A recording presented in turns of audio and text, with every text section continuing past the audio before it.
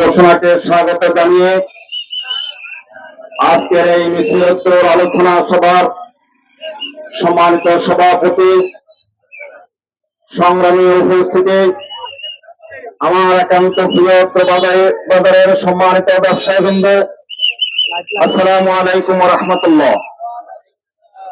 সম্মানিত উপস্থিতি, আমরা আজকে অত্যন্ত আনন্দের সাথে মিছিল করছি এজন্য যে গতকালকে নির্বাচন কমিশন কর্তৃক আগামী ত্রয়োদশ জাতীয় সংসদ নির্বাচনের তফসিল ঘোষণা করা হয়েছে।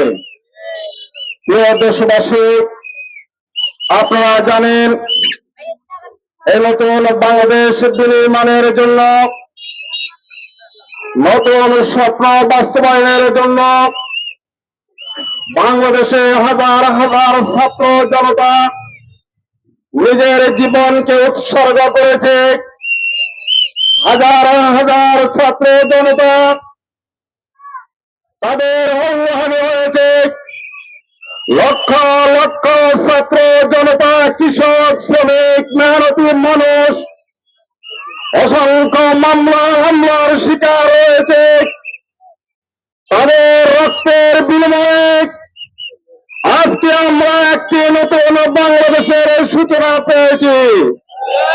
প্রিয় দেশবাসী, আমরা অত্যন্ত দুঃখের সাথে আজকে লক্ষ্য করছি, গতকালকে নির্বাচনের তফসিল ঘোষণা হয়েছে, কিন্তু আজকে একজন প্রার্থী যখন দেখায় তার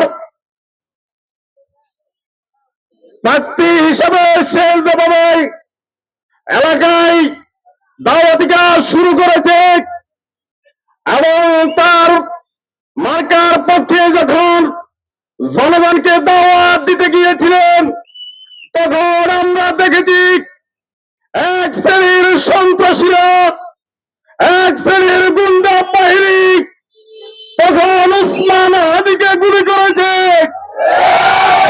দেশবাসী, আমার ভাইয়ের জীবন দিয়েছে এই সন্ত্রাস দমন করার জন্য।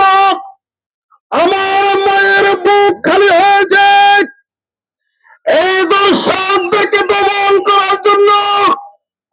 আমার মায়ের বুক খালি হয়েছে এই দেশের শান্তি শৃঙ্খলার জন্য।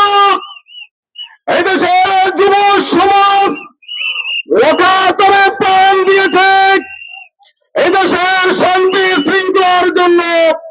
কিন্তু আমরা অত্যন্ত দুঃখের সাথে লক্ষ্য করছি, যখন একজন প্রার্থী তার নির্বাচনী প্রচারণার কার্যক্রম শুরু করেছে এবং তিনি জুলাইয়ের যোদ্ধা ছিলেন, তিনি সম্মুখ সারির যোদ্ধা ছিলেন, সেই যোদ্ধাকে আজকে গুলি করেছে।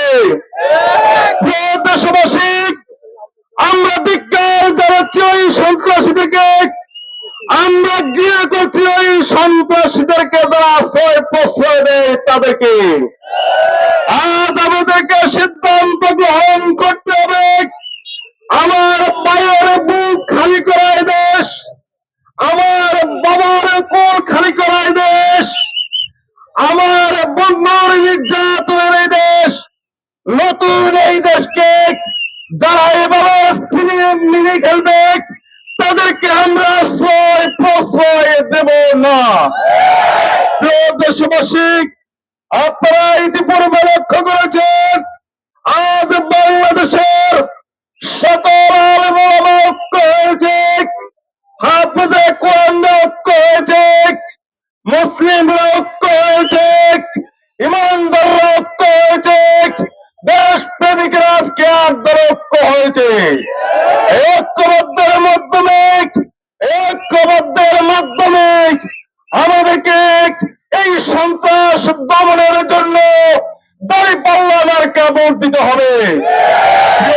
আমার আপনারা বলেছিলেন যে বাংলাদেশ জামাত ইসলামী আলেম ওলামাদেরকে সকল দলকে একত্রিত করতে পারেনি, কিন্তু বাংলাদেশে ইতিপূর্বে যারা ক্ষমতার মসনদে ছিল তারা জাতিকে শান্তি শৃঙ্খলার পরিবর্তে যেভাবে খুন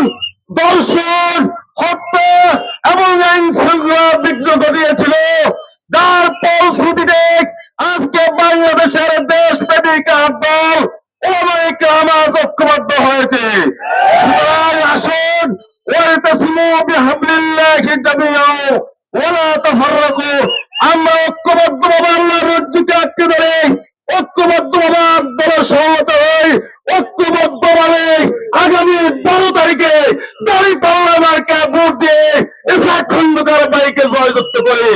প্রিয় দেশবাসী, আপনারা কষ্ট করেছেন, আগামী দিনে যখন আপনাদেরকে আহ্বান করা হবে, যখন আপনাদেরকে ডাকা হবে, এভাবে হাজার হাজার বাইরা জনস্রোতে একত্রিত হয়ে এই এলাকাকে ধর্মপুর ইউনিয়নবাসীকে জানিয়ে দিবেন ধর্মপুর ইউনিয়নের মাটি দাঁড়িপাল্লার ঘাঁটি।